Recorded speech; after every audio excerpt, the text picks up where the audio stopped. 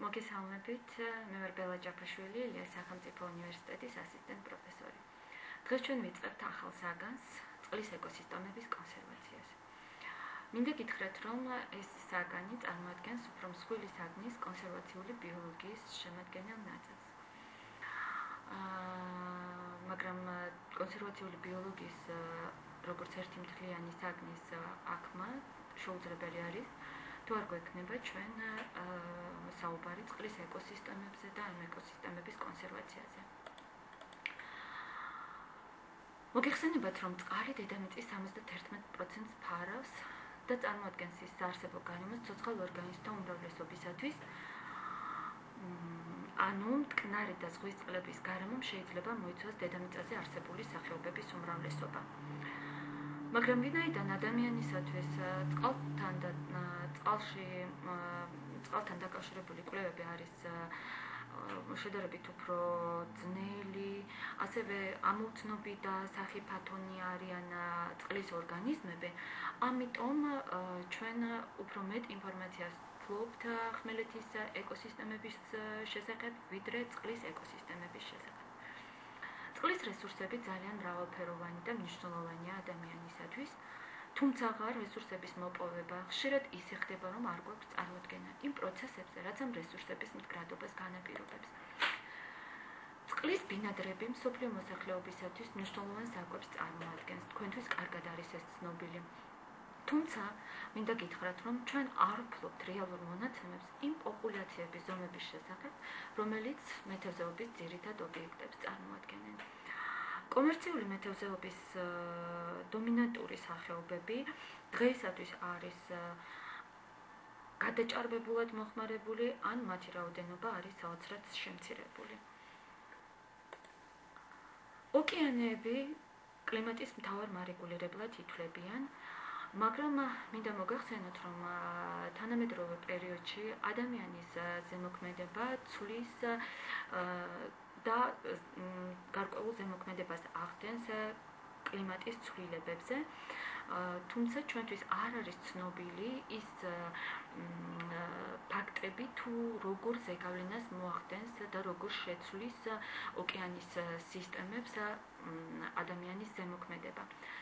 ოკეანის ზედაპირის ტოპოგრაფია და სტრუქტურა განსაზღვრავს წყალში ბინადარი ქმნილებების რაოდენობას, სიმრავლეს, რომელზედაც ადამიანი დამოკიდებული არის როგორც მისი საკვები. თუმცა ადამიანები ხშირად ცვლიან ოკეანეების ტოპოგრაფიასაც და სტრუქტურასაც, როდესაც მოიპოვებენ საკვებს, ანუ როდესაც წყლის ორგანიზმებს მოიპოვებენ საკვებად ან სხვა საქმიანობისათვის. ასეთი ცვლილებები რასაკვირველია იწვევს საკვების და სხვა ზღვის რესურსების სიმცირეს. იმის გამო, რომ წყლის ჰაბიტატი არის ძალიან განსხვავებული ხმელეთის ჰაბიტატისაგან, პრობლემები, რომლებიც ასოცირებული არის წყლის ეკოსისტემების კონსერვაციასთან, შესაბამისად არის ასევე ძალიან განსხვავებული. ვიდრე გადავალთ ჩვენ წყლის ეკოსისტემების კონსერვაციის საკითხებზე და გავეცნობით უშუალო მაგალითებს, გავეცნოთ წყლის გარემოს. მოგეხსენებათ, რომ ხმელეთის ჰაბიტატი განისაზღვრება და აღიწერება უპირატესად აქ ბინადარი დომინანტურ მცენარეთა სახეობებით და რელიეფის ფორმით ან ტოპოგრაფიული ნიშან-თვისებებით. რაც ეხება წყლის ჰაბიტატს წყალში, მინდა გითხრათ, რომ მცენარეულობა არის შედარებით ცოტა, ან შესაძლებელია საერთოდ არ იყოს. ასევე ფიზიკურმა სტრუქტურამ შესაძლებელია იქონიოს უმნიშვნელო როლი ჰაბიტატის თვისებებში. წყალი წყლის გარემოსთვის წარმოადგენს ჰაბიტატს, განსხვავებით ხმელეთის გარემოსთვის ჰაერისაგან, რომელიც მხოლოდ იშვიათ კვლევებში არის ჩათვლილი როგორც ჰაბიტატი. ვინაიდან წყალი არის წყლის გარემოსთვის წყალში ბინადარი ცოცხალი ორგანიზმებისათვის დომინანტური ჰაბიტატი, ამიტომაც წყლის ფიზიკურ და ქიმიურ თავისებურებებს დიდი მნიშვნელობა ენიჭება. განსხვავებული სინათლე, ტემპერატურა, ჟანგბადისა და სხვა ნივთიერებების შემცველობა განაპირობებს წყლის ჰაბიტატის საოცარ ჰეტეროგენულობას. ეს კი თავის მხრივ განაპირობებს წყალში ბინადარი პოპულაციების სიმჭიდროვისა და გავრცელების ჰეტეროგენულობას. განსაკუთრებით ეს დაკავშირებული არის სიღრმესთან, ანუ წყლის ჰეტეროგენულობა ხშირად ასოცირებული არის სიღრმესთან, ანუ სივრცილო ჰეტეროგენულობას განვიხილავთ ამ შემთხვევაში. და სხვადასხვა სიღრმის დიაპაზონი ქმნის განსხვავებულ პირობებს და განსხვავებულ ნიშებს აქ ბინადარი ცოცხალი ორგანიზმებისათვის. სინათლე ჰაერში მოძრაობს შედარებით ნაკლები ცვლილებებით, მაგრამ რადიკალურად იცვლება, როცა მოძრაობს წყალში. სინათლის შეღწევის სიღრმე დამოკიდებული არის ტალღის სიგრძეზე. სხვადასხვა ტალღის სიგრძე შერჩევითად იდევნება სიღრმის ცვლასთან ერთად. უნდა გითხრათ, რომ წითელი სინათლის უმრავლესობა შთაინთქმება წყლის ზედა ფენებში, რამდენიმე მეტრზე. და ეს შეღწევადობაც დამოკიდებული არის ტემპერატურაზე, სიმჭიდროვეზე, ღელვაზე, სიმკვრივეზე და ორგანიზმების არსებობაზე. როცა ეხება ცისფერ სინათლეს, ის შედარებით უფრო ღრმად ვრცელდება, 70 მეტრზეც, ხოლო 100 მეტრზე ქვეშ ძალიან მცირე, ან საერთოდ არ არის სინათლე. ასეთ გარემოში ბინადარი ორგანიზმები ფლობენ ბიოგამოსხივების უნარს, ან აქვთ ეგრეთ წოდებული ნათურები სხეულის სხვადასხვა ადგილას. მაგალითად, წარმოდგენილ სლაიდზე მოტანილი არის თევზის მეანკესეს სურათი, რომელსაც აქვს მანათობელი ნათურა, რის საშუალებითაც იგი გადაადგილდება, ასევე ეს ნათურა ეხმარება მას გამრავლებაში, მტაცებელი მსხვერპლის ურთიერთობაში და ზოგადად ცხოველქმედებაში.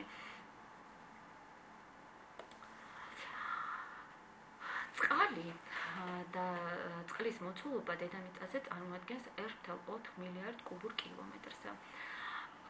დედამიწაზე არსებული წყალი, მტკნარი, მარილიანი, ყინული, რომ წარმოვიდგინოთ ჩვენ ერთი სფეროს სახით, მისი დიამეტრი, აი წარმოდგენილ სლაიდზე ჩანს დედამიწა მთლიანად და ის წყლის სფერო, რომელიც დედამიწაზე არსებული წყლით არის წარმოდგენილი და მისი დიამეტრი იქნებოდა დაახლოებით 1385 კილომეტრი.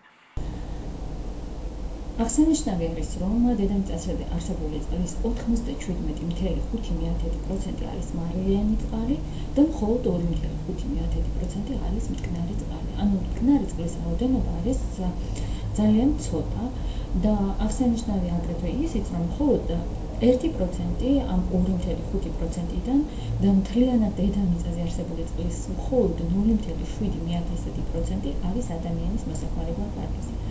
ანუ აქედან კარგად იკვეთება თუ რაოდენ ძვირფასი არის წყლის რესურსი და როგორი გაფრთხილება და რაციონალური მოხმარება სჭირდება მას. მოგეხსენებათ, რომ თანამედროვე პერიოდში ანთროპოგენური ფაქტორის, კლიმატის გლობალური ცვლილებების გამო წყლის ხარისხიც და რაოდენობაც მცირდება, მოსახმარებლად ვარგისი წყლის რაოდენობა მცირდება და ხშირი არის აგრეთვე პოლიტიკური კონფლიქტების ქვეყნებს შორის, რომელიც სწორედ წყლის რესურსების სიმცირით არის განპირობებული. საინტერესო არის გავიცნოთ სტატისტიკურ მონაცემებს წყლის და რესურსების და საერთოდ ზოგადად წყლის ხარჯვის შესახებ სხვადასხვა ქვეყნების მიერ.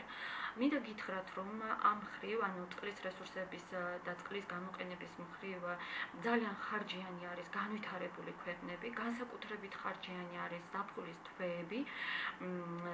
მოგეხსენებათ, აი წარმოდგენილ სლაიდზე არის მოყვანილი მონაცემები. კერძოდ ამერიკაში ერთი ოჯახი ყოველდღიურად ხარჯავს მოიხმარს 667 ლიტრ წყალს. ევროპაში ერთი კაცი ერთ დღეში მოდის 140 ლიტრი წყალი, ხოლო აფრიკისა და აზიის ქვეყნებისათვის ოჯახის ყოველდღიური ხარჯი შეადგენს მხოლოდ 14 লিტრს. ანუ განვითარებული ქვეყნები არის წყლის მოხმარებით უფრო ხარჯიანი, ვიდრე განვითარებადი და ღარიბი ქვეყნები.